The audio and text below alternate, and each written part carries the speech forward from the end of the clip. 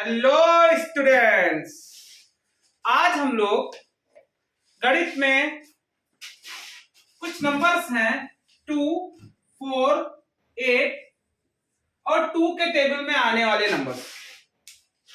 अगर इससे किसी नंबर को डिवाइड करेंगे तो कैसा क्या होगा। भाई कभी कभी हम नंबर्स को डिवाइड कर रहे होते हैं और डेसिमल में वैल्यूएज आ जाती है, तो डेसिमल में क्या क्या आ सकता है, आइए इसके बारे में सोचते हैं। अगर मैं 2 से किसी भी नंबर को डिवाइड करूंगा तो उसका रिमाइंडर शेषफल एक ही आ सकता है, या तो वो नंबर पूरा पूरा कट हो जाएगा, अगर डेसिमल में उसमें वैल्यू आनी है तो रिमाइंडर केवल एक आएगा। 4 में रिमाइंडर 1, 2 और 3 ये आ सकते हैं, और 8 में रिमाइंडर 1, 2, 3, 4, 5, 6, 7 ये आ सकते हैं। या तो नंबर पूरा पूरा कट हो जाएगा या तो ये रिमाइंडर आएंगे। अब मैं देखता हूं किस रिमाइंडर के साथ में कैसा क्या व्यवहार करता है ये। सबसे पहले मैं बात करूंगा 2 की। सबसे आसान नंबर, सबसे आसान तरीका, इसमें रिमाइंडर केवल 1 आता है और अगर उसको मैं डेसिमल फॉर्म में लिखूं तो 0.5 लिखा जाता है। 2 से किसी को डिवाइड करो तो वो उसको आधा कर देता है। तो इसका अगर रिमाइंडर 1 बच रहा है तो डेसिमल वैल्यू 0.5। 0.5 को हम हाफ भी पढ़ते हैं, आधा भी पढ़ते हैं। सिमिलरली अगर मैं 4 की बात करूं तो 4 में रिमाइंडर 1 हो सकता है, 2 हो सकता है, 3 हो सकता है। जो शेषफल आएगा वो 1 हो सकता है, 2 हो सकता है, 3 हो सकता है।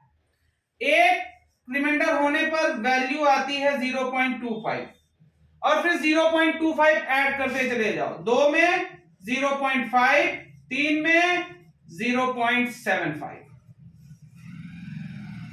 सिमिलरली 8 की बात करूं, अगर 1 रिमाइंडर आता है तो 0.125, 2 रिमाइंडर में 0.125 को ऐड ही करते चले जाएं।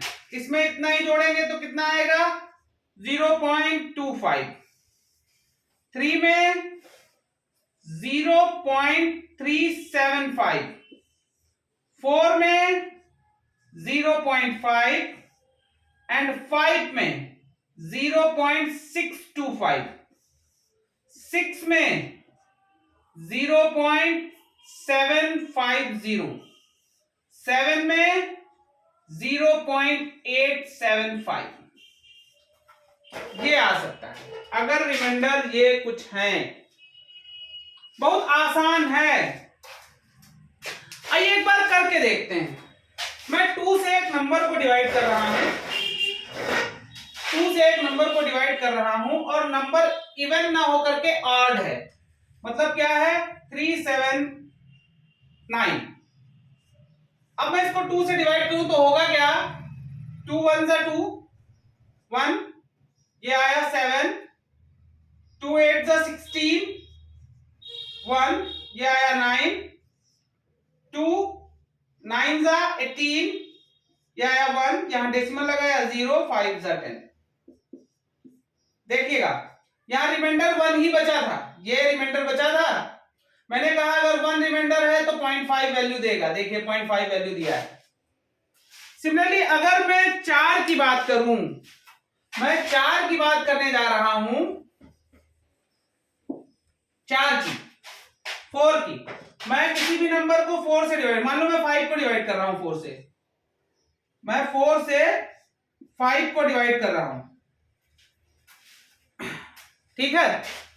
मैं 5 को 4 से डिवाइड कर रहा हूं, क्या आना चाहिए 4 1 जा 4, रिमाइंडर 1, डेसिमल लगाया 0 बढ़ाया, 4 2 जा 8, 2 आया 0 फिर आया, 5 जा 20 हो गया।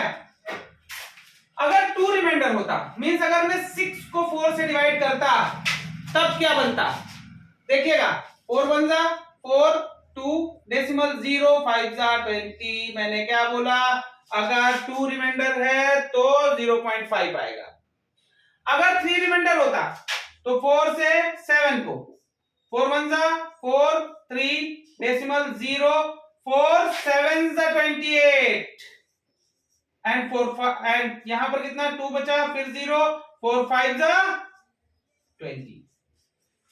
इसी तरह से मैं 8 में अगर देखूं, अगर रिमाइंडर 1 है तो डेसिमल फॉर्म 0.125, 2 है डेसिमल फॉर्म 0.25। सिमिलरली आगे, अच्छा अब एक चीज मैं सोचता हूं, 0.5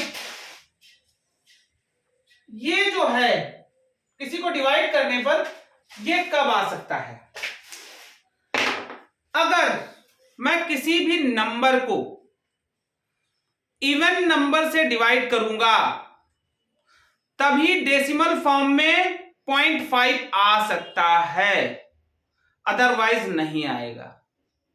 फिर से समझ लीजिए, अगर मैं किसी भी संख्या को सम संख्या से भाग दूंगा तभी डेसिमल में 0.5 आएगा, अदरवाइज कुछ और आएगा। अगर मैं ऑड नंबर से करूंगा तो 0.5 नहीं आ सकता है। अब कब आ सकता है, अगर रिमाइंडर जो इवन डिनोमिनेटर है उसका हाफ है। जैसे 2 के लिए अगर रिमाइंडर 1 आएगा तो वैल्यू 0.5 आएगा, 4 के लिए अगर रिमाइंडर 2 आएगा तो वैल्यू 0.5 आएगी, 5 नहीं हो सकता है। 6 के लिए अगर रिमाइंडर 3 आएगा तो वैल्यू 0.5 होगी, 8 के लिए अगर रिमाइंडर 4 आएगा तो वैल्यू 0.5 होगी। ये जो मैं आप लोगों को बता रहा हूं ये आपके कंपटीशन में बहुत आता है। अगर आप किसी कंपटीशन में बैठेंगे तो वहां पर कैलकुलेशन बहुत फास्ट आपको करनी होती है। बहुत फास्ट कैलकुलेशन के लिए ये सब चीजें आपको आनी चाहिए, अदरवाइज आप लोगों के लिए कैलकुलेशन बहुत हार्ड हो जाएगी। और जिसका कैलकुलेशन अच्छा है उसको मैथमेटिक्स बहुत अच्छी लगती है, ये बात समझ लीजिए। यहां पर अब मैं कुछ और भी बातें आप लोगों को बताऊंगा। अगर मैं किसी भी नंबर को 5 से डिवाइड करता हूं, अगर मैं किसी नंबर को 5 से डिवाइड करूं तब क्या होगा, 5, 25, 125 एंड अदर नंबर्स, अगर मैं उनको 5 से या फिर 25 से या फिर अदर नंबर से डिवाइड करूंगा तब क्या होगा, इसको मैं आप बहुत इजी मेथड से, बहुत इजी वे में मैं इसको नेक्स्ट वीडियो में आप लोगों को एक्सप्लेन करूंगा। Thank you students.